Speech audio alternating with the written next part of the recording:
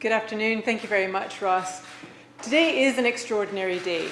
It's extraordinary for Scottish politics. It's extraordinary for UK politics.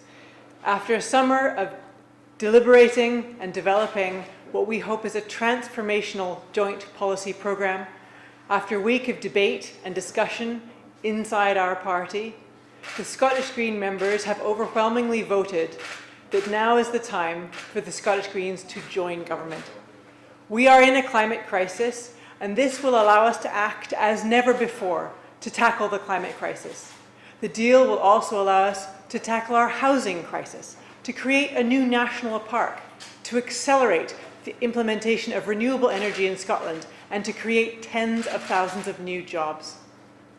Tackling the climate crisis is going to require a lot of hard work, and Patrick and I and our MSP group are ready to roll up our sleeves and do that hard work.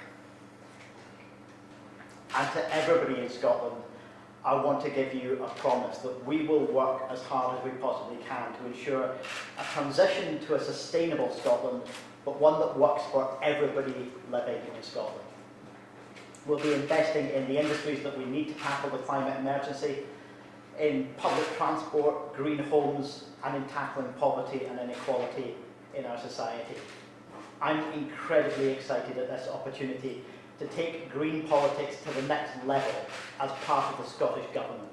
And I'm looking forward, as we both are, to getting down to work as soon as possible. Thank you very much. This is a really extraordinary moment for the Green movement. And for myself, I've been going along to Green Party meetings since childhood. I've been part of this movement for a very long time, and it's a real moment of privilege and responsibility to be taking green politics to the next level as part of the Scottish Government. I'm very excited to be able to show what green politics will be like in practice, and I think we have a transformational programme from housing to public transport to renewable energy and much, much more. We're going to be able to achieve great things as part of the Scottish Government, and I'm really, really grateful to everybody in the party who's been part of a lively, vibrant and democratic debate to make this decision today. One of the critical features of this agreement, unlike some of the coalitions that we've seen elsewhere, is that it marks out very clearly that there is space for both political parties to retain their distinct voices and identities. There are many issues where the Greens and the SNP don't agree, and the ability to continue to speak out on those issues is protected.